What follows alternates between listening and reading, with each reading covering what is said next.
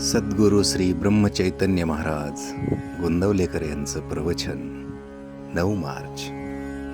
मध्यम स्थितीतली माणसे संगतीला चांगली.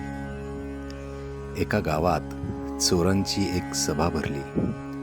तीत काही चोर म्हणाले की लूट करायची ती हानी करून करावी, तर काहींचे असे म्हणणे पडले की कुणाला उगीच मारायला नको, नुसतीच लूट करावी. पण लूट करावी असे सर्वांचेच ध्येय होते. तसे आपले होते.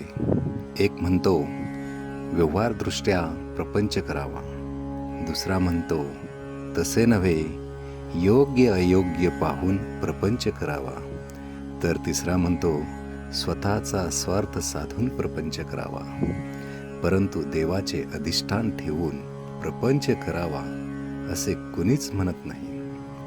सगळ्यांना प्रपंच हवा आणि देव असला तरी चालेल, म्हणजे प्रपंच तेवढा खरा असे ते मानून चालतात.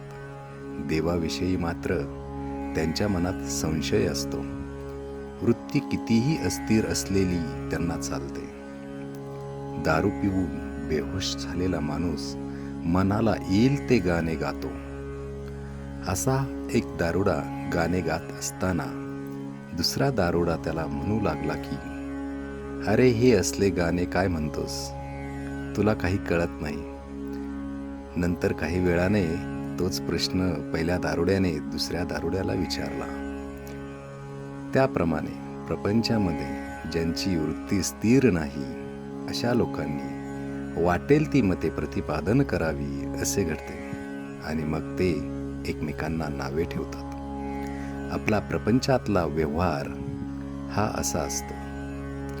आम्हाला बंधने नकोत असे म्हणणारे लोक वेडेच समजले पाहिजेत. समाज हा बंधनाशिवाय राहूच शकत नाही. खरोखर नोकरीमध्ये फार त्रास नसेल तर ती मालका इतकीच सुखाची असते. उलट कित्येक वेळा मालकीमध्येच फार त्रास असतो. व्यवहारामध्ये आपण दुसऱ्याची लबाडी ओळखून वागावे, एवढीच लबाडी आपल्यामध्ये असावी, पण स्वतः लबाडी करू नये.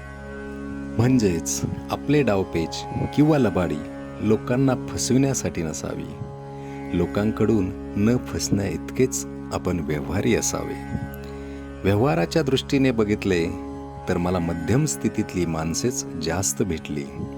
ती व्यवहाराला आणि संगतीला फार चांगली असतात, कारण ती सर्व बाजूंनी मध्यम असतात. त्यांचे पाप मध्यम, पुण्य मध्यम आणि परमार्थ देखील मध्यमच असतो.